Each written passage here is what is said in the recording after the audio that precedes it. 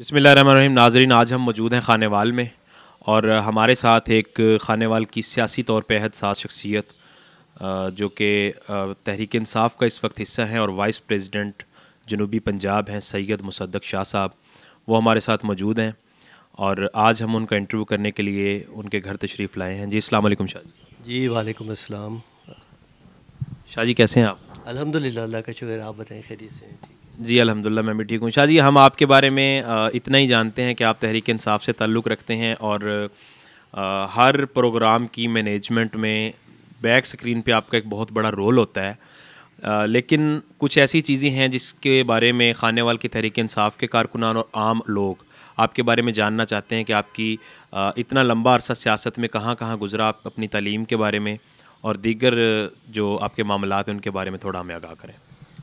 जी, तालीम का ये है कि मैंने ग्रेजुएशन किया है गवर्नमेंट कॉलेज लाहौर से। ओल्ड रावियन हूँ और government college Lahore students union का डिबेटिंग सेक्रेटरी भी रहा हूँ 1973-74 के सेशन में। पुराने आदमी हैं हम, तो पुरानी रवायात के हामिल हैं। हमने अपने ख़ानदान में हमेशा यही देखा है कि लोग आते थे हमारे बुज़ुर्गों के पास और इलेक्शन के फ़ैसले अल्हम्दुलिल्लाह हमारे हल्के की हद तक हमेशा मेरे घर में होते रहे हैं।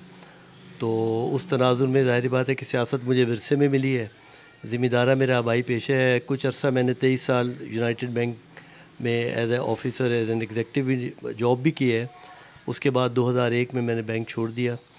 2001 से 2000 तक 10 तक मैं यूनियन नाज़िम रहा हूँ अपनी यूनियन कौंसिल से और अल्हम्दुलिल्लाह खानेवाल ज़िले में बहुत बड़ी लीड से पहली दफ़ा हम जीते थे। दूसरी दफ़ा अपोजिशन का इलेक्शन लड़ा था काफ लीग के कैंडिडेट्स के ख़िलाफ़। वो इलेक्शन भी अल्लाह ताला ने हमें इज़्ज़त दी। मेरा स्टार्ट जो है वो बेसिक बैकग्राउंड जो है वो पाकिस्तान पीपल्स पार्टी से है। 1967 में जब पीपल्स पार्टी बनी, जब मैं उस वक्त बहुत छोटा था, रफली कोई मैं ख्याल I would be in class 6 और 7, and that time I initiated to wrote a letter to Zulfikar Ali Bhutto, जिसका उन्होंने मुझे जवाब दिया। मैंने आपको वो तस्वीरें भी दिखाई हैं। तो उसके बाद से पीपल्स पार्टी से वाबस्ता रहा हूँ। लाहौर में जब मैं पढ़ा करता था तो उस ज़माने में मुझे अच्छी तरह याद है कि ओरिगा सिनेमा के सामने डॉक्टर मुबश्शिर हसन की कोठी हुआ करती थी। मैं घर जाते हुए गुलबर्ग में रास्ते में वहाँ उतर जाया करता था। बाहर से खड़े होकर लॉन में भुट्टो साहब की और पीपल्स पार्टी के अकाबरीन की एक्टिविटी देखा करता था। ये वो ज़माना है जब हमारे हल्के से लाहौर में वो NH3 होता था। जुल्फ़िकार अली भुट्टो साहब इलेक्शन लड़े थे बमुकाबला डॉक्टर जावेद इकबाल। तो उसके बाद ये है कि पीपल्स पार्टी से वापसगी 2011 तक रही है। पीपल्स पार्टी के हर नशेब अफराद ने पीपल्स पार्टी का साथ दिया, लेकिन 2011 में आके ख़ासकर रेमेडियस वाले मसले में मैंने महसूस किया कि पीपल्स पार्टी की मौजूदा क़यादत, जो कि नॉन भुट्टो क़यादत है, बेनज़ीर की शहादत के बाद वो लोग इंटरनेशनल इस्टेब्लिशमेंट के आलाकार बन गए हैं और उन लोगों के साथ हम जैसे नज़रियाती लोग अब नहीं चल सकते। इसलिए कुछ अर्सा पसा पर्दा रहने के बाद मैंने ज़ाती तौर पे ये सोचा कि हमें अब पाकिस्तान तहरीक इंसाफ को ज्वाइन करना चाहिए, क्योंकि एक वाहिद जमात है जो कि स्टेटस को के ख़िलाफ़ लड़ने का अलम बुलंद करके मैदान में अमल में आई है। 2011 में पाकिस्तान तहरीक इंसाफ ज्वाइन की। शाह महमूद कुरैशी साहब को भी उस मशवरे में भी मैं शामिल था जब शाह महमूद कुरैशी साहब भी पीपल्स पार्टी छोड़ के आ गए थे कि जी आप पाकिस्तान तहरीक इंसाफ ज्वाइन करें। अल्हम्दुलिल्लाह दूसरे दोस्तों के साथ उन्होंने मेरी बात को, मेरे मशवरे को पजीराई दी, अहमियत दी और उसके बाद ये जब से अब तक वाबस्ता 2014 का धरना, मुझे याद है आप भी उस वक्त बड़े फ़ाल कारकुन थे पाकिस्तान तहरीक इंसाफ के, अब भी हैं अल्हम्दुलिल्लाह। तो अब मैंने शाह जी, मुझे ये बताएं, आप पीपल्स पार्टी और तहरीक इंसाफ में क्या फ़र्क देखते हैं?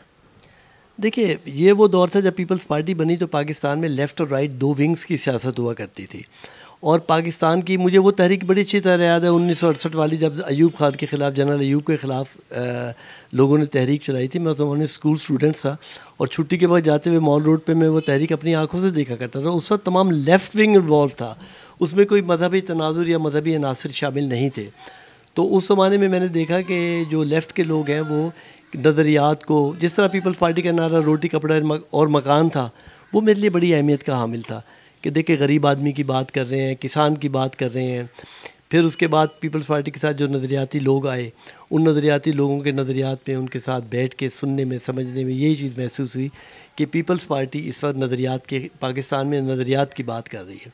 जहाँ तक पाकिस्तान तहरीक इंसाफ का ताल्लुक़ है, पीपल्स पार्टी के बेनज़ीर की शहादत के बाद, फेल होने के बाद, मैंने ज़ाती तौर पे ये महसूस किया कि इस वक्त स्टेटस को के ख़िलाफ़ अमल दरामद होना बहुत ज़रूरी है, वरना ये दो ख़ानदान, शरीफ ख़ानदान और जरदारी ख़ानदान, पाकिस्तान को खा जाएंगे। और इनके साथ जो इनके वो जिसे आप कह सकते हैं ना, जो इनके माविनीन हैं, सूबा सरहद वाले लोग और बलूचिस्तान के नवाबीन और ये लोग सारे, वो भी स्टेटस को का हिस्सा है जिनमें पाकिस्तानी अवाम की पजीराई का कोई अमल दखल नहीं है। ये लोग सिर्फ़ और सिर्फ अपनी और अपनी ज़ात की बात करते हैं और हर नए इलेक्शन में ये पार्टी बदल के इधर से उधर चले जाते हैं। तो बल्कि अभी भी ये तमाशा देखा होगा कि ये जो हमारा अभी अदम इत्मीनान चेयरमैन इमरान खान के ख़िलाफ़ हुई है, उसमें भी उस नज़रिए के हामिल कुछ लोग जो उजागर हुए और अल्हम्दुलिल्लाह वो लोग पार्टी से साफ़ हो गए हैं। तो पार्टी इस वक्त काम कर रही पाकिस्तान और पाकिस्तानियत के लिए। तो मैं समझता हूँ इस वक्त पाकिस्तान और पाकिस्तानियत के लिए काम करना ही वक्त की अहम तरीन ज़रूरत है। अच्छा शाह जी, एक ज़रा तल्ख सवाल मैं आपसे ये पूछना चाहता हूँ, क्या आप ये समझते हैं कि तहरीक इंसाफ, जैसा कि आपने बात की कि दोनों पार्टियों में स्टेटस को है और हम उसको ख़त्म करने के लिए तहरीक इंसाफ, क्या तहरीक इंसाफ उस स्टेटस को ख़त्म करने में कामयाब हुई है? और इमरान खान जिस विज़न को लेके हुकूमत में आए थे 2018 में, 21 तक वो गवर्नमेंट में रहे हैं तकरीबन, तो इन 3-3.5 सालों में जो कुछ हुआ है, क्या अपने विज़न की उन्होंने जो तकमील है वो नज़र आई है कहीं से? देखिए, मैं आपसे गुजारिश करता हूँ, हमारा मौजूदा सोशियो पॉलिटिकल कल्चर जो है वो 1985 के गैर जमाती इंतखाबात का शाखसाना है। उसमें जो लोग जीत गए वो जनरल ज़िया की पार्टी बन गए, और जो लोग हार गए उन्होंने जब बेनज़ीर आई, उनका ओवरवेलमिंग इस्तकबाल हुआ, तो उनमें से बहुत बड़ी अक्सरियत पीपल्स पार्टी में चली गई। अब तक वही चीज़ चली आ रही है, जो लोग जीत जाते हैं वो सरकारी पार्टी में चले जाते थे और जो लोग हार जाते थे उनका तनाजुर अपोजिशन की तरफ होता, रवारियाँ लगी हुई थी, लोग आते जाते रहते थे। हमने 2013 के इलेक्शन में ये देखा कि 2013 के इलेक्शन में हमें कम पजीराई इसलिए भी मिली कि हमारे पास इलेक्टेबल्स नहीं थे। तो हमने वो इलेक्टेबल्स जो साफ़ सुथरे किरदार के, साफ़ सुथरे मेयार के लोग थे, उन लोगों के साथ हमारे रवाबत हुए। उन लोगों में से बहुत सारे लोग आए। अच्छे बुरे लोग हर जगह होते हैं, उनमें से भी कुछ लोग ऐसे थे जो मैंने आपसे पहले भी गुजारिश की है कि अदम एतमाद के दौरान उन लोगों को भी इदराक और उन लोगों की सोच भी सामने आ गई। तो आप ज़रा सवाल दोहराएंगे अपना, क्या कहा था आपने मुझे? मैंने यही कहा था कि स्टेटस को के ख़ात्मे के लिए हम तहरीक इंसाफ बनाई थी ना, और इसके अलावा इमरान खान ने जो 2018 की हुकूमत संभालने के बाद किस हद तक वो कामयाब हुए? जी, मैं आपसे गुजारिश करूँगा। देखिए, इमरान खान के पास जो सबसे बड़ा चैलेंज था वो पाकिस्तान की डूबती हुई मईशत था। और आपने ये देखा कि इसाक डार ने, मैं तो बैंकर हूँ, मैं इन चीज़ों को समझता हूँ, कि इसाक डार ने वो डॉलर जो उन्होंने 100 रुपये पे लिया था उसको 100 रुपये की उसी सतह पे मुस्तहकम रखा। लेकिन वो कैसे मुस्तहकम रखा, अब ये बड़ी टेक्निकल बात है कि उन्होंने डॉलर का फ़्लो मार्केट में रखा, जिसकी वजह से हमारे रिजर्व्स ख़त्म हो गए, हमारी मईशत डूबती चली गई। इमरान खान के पास सबसे बड़ा चैलेंज था पाकिस्तान की डूबती हुई मईशत को सहारा देना। और आपने देखा कि 4 साल में जो इमरान खान की गवर्नमेंट 4.25 साल की रही, उसमें पाकिस्तान की तारीख़ में इतनी एक्सपोर्ट्स कभी नहीं हुई। हमारे ऑर्डर्स थे, हमें वर्कर्स नहीं मिलते थे, टेक्सटाइल इंडस्ट्री में मजदूर नहीं मिल रहे थे। इमरान खान साहब ने वो काम किया। आपके मुस्बत इशारे थे, एक होती मैक्रो इकनॉमिक्स, एक होती माइक्रो इकनॉमिक्स। माइक्रो इकनॉमिक्स में लोगों को प्रॉब्लम्स आए, लेकिन मैक्रो इकनॉमिक्स जो थी वो पाकिस्तान की उस हद तक चली गई कि हम हर लेवल पे, हर सतह पे जो थे वो हमें एक्नॉलेज किया गया। और एक्नॉलेज करने की वजह यही थी कि अब आपने देखा कि ये पाकिस्तान तहरीक इंसाफ के दौर का कारनामा है कि हमने वो तमाम चीज़ें एवेश की अपनी इकनॉमिक्स में से, जिसकी वजह से फेटफ ने हमें दोबारा ग्रे लिस्ट से, उससे ब्लैक लिस्ट से निकाला, हमें ग्रे लिस्ट से निकाला है। तो कहने का मकसद ये कि हमारा पहला चैलेंज था इकनॉमिक्स, पाकिस्तान की स्टेबिलिटी ऑफ पाकिस्तानी इकॉनमी। दूसरा चैलेंज था हमारा स्टेटस को से निपटना। उसमें आप ये देखिए कि हर चीज़ नीचे से शुरू होती है। इमरान खान का नज़रिया नीचे से शुरू हुआ। उन्होंने सबसे पहले पनाहगाहें बनाई। आपने देखा एक सबसे नीचे वाले आदमी के लिए, आपने भी देखा होगा कि लाहौर में दाता दरबार में, कलमा चौक में, गुलबर्ग में, बुलेवार्ड में, मुख्तलिफ जगह पे रात को लोगों की जमे गफ़ीर सो रहा होता था, जिनके पास ना छत थी ना चादर थी। इमरान खान ने वहाँ से काम को शुरू किया। इमरान खान ने एहसास प्रोग्राम शुरू किया। डॉक्टर सानी नश्तर का वो प्रोग्राम इंटरनेशनली रिकग्नाइज़ किया गया। इमरान खान ने पाकिस्तान की डूबती हुई एग्रो बेस्ड मईशत को सहारा दिया। और आप ये देखें, इमरान खान के दौर में डिस्पाइट ऑल ऑड्स, यानी मौसमी तगय्युरात के बावजूद अच्छी फसलें अल्लाह ताला ने दी और उनका अच्छा मुआवजा मिला। हमने 3500 रुपया DAP पे कपास काश्त की थी पिछले साल, और 8000 रुपये तक कपास हमारी बिकी। हमने 8000 रुपये DAP पे, 5000 रुपये DAP पे हमने गंदम काश्त की थी, 2200 रुपये उसका हमें मिला। अब आप ये देखें कि आपके सामने क्या सूरत हाल है। इन्होंने गोंगलों से मट्टी उतारी, आपके इम्पोर्टेड वज़ीर आज़म साहब ने। आपको बताएं, उनसे कहें इस वक्त मार्केट में कहाँ खाद उस रेट पे मिल रही है जिस रेट पे आपने कहा है कि। और फिर सबसे बड़ी बात है न्यायालय की बात, ये देखें मौसूफ फरमा रहे हैं कि जी हमने DAP के लिए बनाने के लिए गैस सस्ती कर दी। somebody to let him know कि भाई पाकिस्तान इंपोर्ट करते हैं फास्ट फूड, जो फास्ट फूड खाते हैं वो तो इंपोर्ट करते हैं। पाकिस्तान में तो यूरिया बनती है, यूरिया आपकी मिली भगत है, आपकी माफियाज उठा के यहाँ से अफ़गानिस्तान भेजती है, वहाँ से सेंट्रल एशिया में चली जाती है।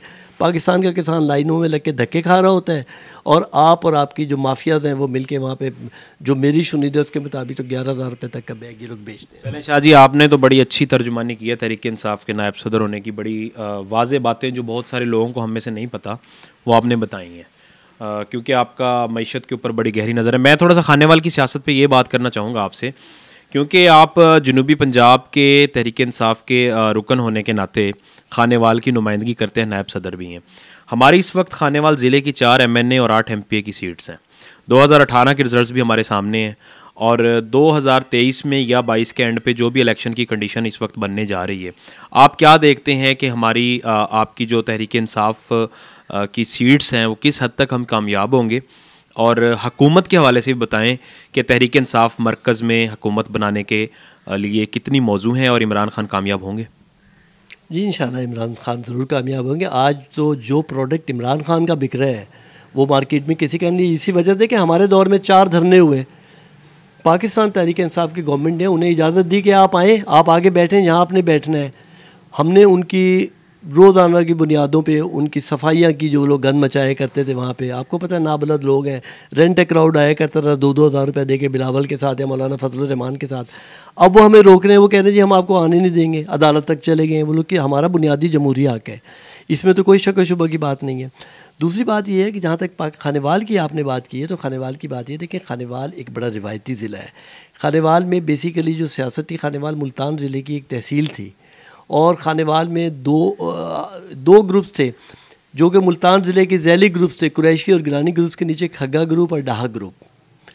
अब वो क्योंकि खानेवाल को 4 MNAs की सीट मिल गई हैं, तो अब मैं समझता हूँ कि हमारे फिर बात वही सोशो पॉलिटिकल कल्चर में आ जाती। कबीर वाला में अभी तक रिवायती कल्चर हमारा प्रिवेल कर रहा है, हराज वर्सेस सादात कतालपुर, ठीक है, वो बिल्कुल फर्म जा रहा है वहाँ पे काम, और उनके ऊपर, दोनों घरों के ऊपर मैं समझता हूँ किसी किस्म का करप्शन का कोई एलिगेशन नहीं है।